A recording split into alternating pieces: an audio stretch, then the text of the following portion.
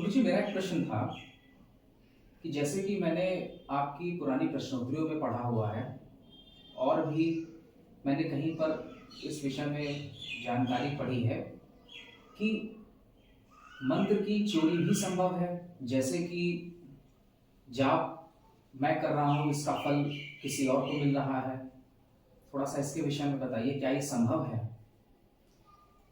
हाँ, यदि धूर्त लोगों की नीयत ठीक नहीं है या जो तांत्रिक मांत्रिक जो खुद साधना नहीं करना चाहते हैं, साधना विधि तो पता है, सब कुछ बता देंगे, लेकिन वो कुछ स्वयं ही करके दूसरे से करवा के और उस मंत्र की शक्ति चुरा सकते हैं। इसका चुराने का एक तरीका है, उस तरीका के बारे में बताते हैं। चलिए, आपने किसी से मंत्र प्राप्त किया, आपने तो मंत्र प्राप्त कर लिया, आपने साधना शुरू कर दिया, लेकिन आप देखिएगा कि वो जब मंत्र का विश्लेषण कराइएगा तो ये पता चलेगा कि जो मंत्र है, वो जो मंत्र दिया है वो अपने अनुकूल मंत्र को दे देता है, अपने अनुकूल के मंत्र दे देता है। जैसे मंत्र की वैल्यू होती है और उसका एक मंत्रांग निकलता है, मंत्र के शब्दों की संख्या होती है।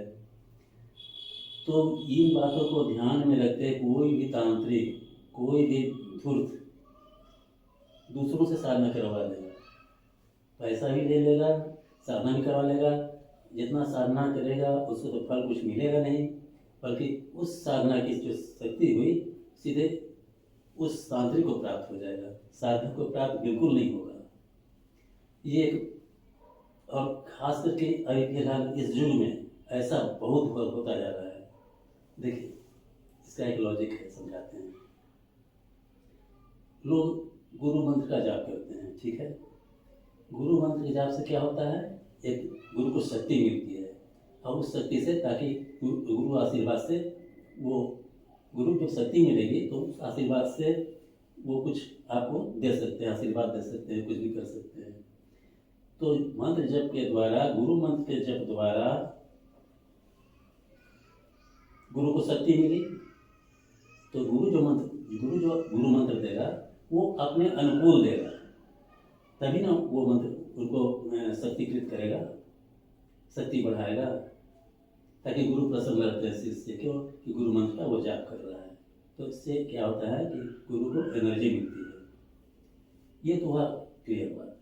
लेकिन कोई गुरु ढोंगी बाबा जो आजकल जो मंत्र दे रहे हैं, और ऐसा लोग कर भी रहे हैं, मैंने पकड़ा है इस बात को, कि वे अपने अनुकूल मंत्र दे देते हैं, जाओ तुम्हें अप्सरा मिल जाएगी, चाहे कर्म पिशाचिनी साधना। अब मैं मान लीजिए आप कर्म पिशाचिनी साधना करना चाहते हैं, तो कर्म पिशाचिनी का मंत्र गुरु अपने हिसाब से अपने अनुकूल दे देंगे। कर्म पिशाचिनी तो उसको मिल जाएगी, आपके हाथ में कुछ पड़ा नहीं, आपकी सारी मेहनत बर्बाद हो गई, आपको साधना का फल नहीं मिला। और बाद में साधक कहता है कि बहुत कुछ तो किया, न कर्म पिशाचिनी मिली, न यक्षिणी मिली, न अप्सरा मिली, क्यों नहीं मिली, सब मिल गए गुरु को, आपको क्या मिला? तो इस तरह से ठगीगिरी होती है। गुरु किसी भी मंत्र को मंत्र विज्ञान के हिसाब से कुछ वर्ड चेंज करके अपने अनुकूल बना सकता है। दुनिया का कोई भी मंत्र अपने अनुकूल बना सकता है और दूसरों साधना करवाएगा।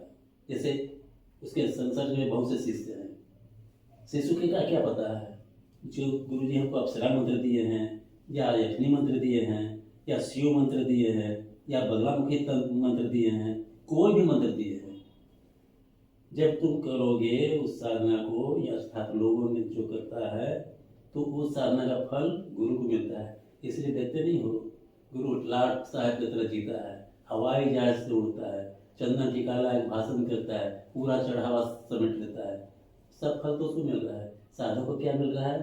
कुछ नहीं। साधक इस तरह, साधक की मेहनत बेकार चली जाती है और गुरु इस तरह से लूट लेता है। तो वर्तमान समय में गुरुजी, हमें किसी भी मंत्र का चुनाव या हमें किसी से कोई मंत्र लेने से पहले उस पर एक बार विचार परामर्श अवश्य कर लेना चाहिए। बिल्कुल बिल्कुल बिल्कुल। बहुत सारे लोग पूछते हैं कि गुरुजी ये मंत्र मेरे अनुकूल है कि नहीं।